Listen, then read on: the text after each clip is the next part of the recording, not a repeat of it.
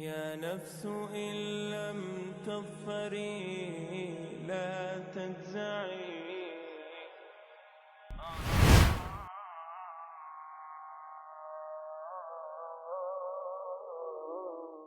Vaalaykum assalom va rahmatullohi va barakatuh.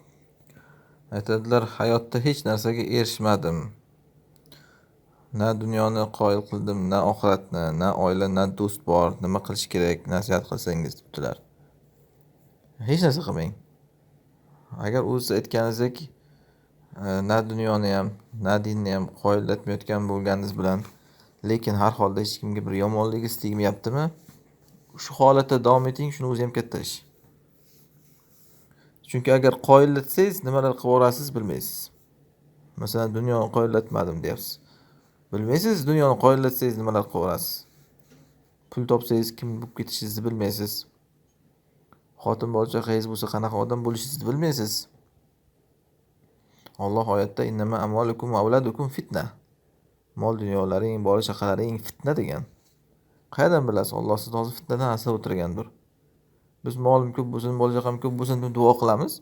Holbuki fitnam ko'paysin deb duo qilayotgan bo'lamiz o'zimiz shunda. Bu salaf solihlarning so'zi, mening gapim emas. Shuning uchun modom mana shu holatingizda nimanidir do'ndirib qo'ymaganingiz bilan qarang, birovga zararsiz tegani yo'qmi, siz yaxshi holatdasiz. Bu narsaga dalil mana Rasululloh sollallohu alayhi vasallam hadisda aytganlar. Afdalun nas, odamlarning eng afzali kim? Rajulun yujahidu fi sabilillahi bi nafsihi va malihi. Birinchisi, bir kishi Alloh yo'lida jihad qilyapti, joni-yu moli bilan. Tushunarli. Va keyin rajulun fi shi'bin min ash-shi'ab, bir odamki bir vodiylardan bir vodiyda, ya'ni bir joyda, bir qayerdadir tog' toshda yattaqilla robbahu, Robbisiga taqvo qilyapti, va yada'un nas min sharrihi, odamlarning yomonligidan tinch qo'yyapti deganlar. Ya'ni hech kimga zarar tegani yo'q.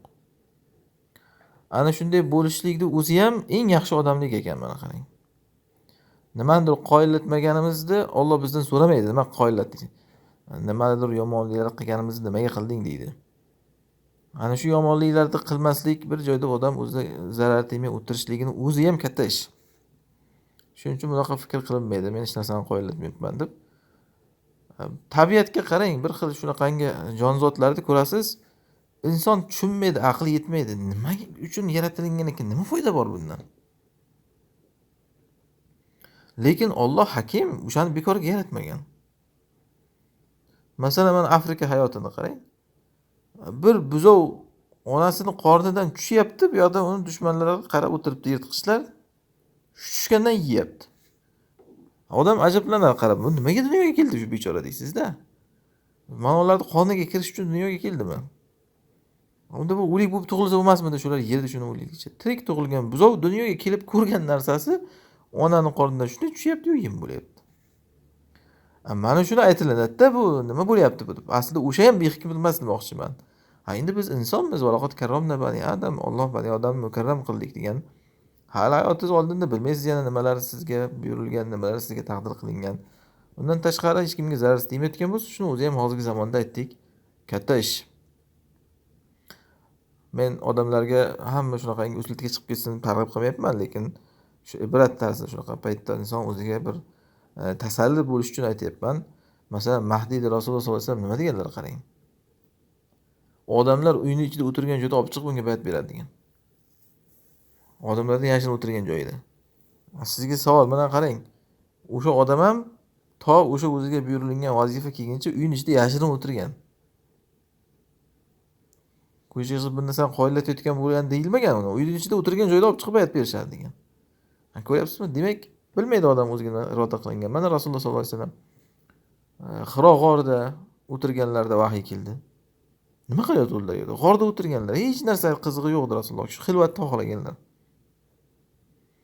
Musa alayhisalom qo'y boqib yuribdilar.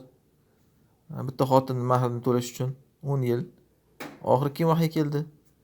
Shuning uchun bilmaysiz hali sizga oldinda nimalar taqdir qilingan. Ungacha inson shu odamlarga yomonligini tiyib o'tirishligini o'zi ham katta ish. Allohu a'lam.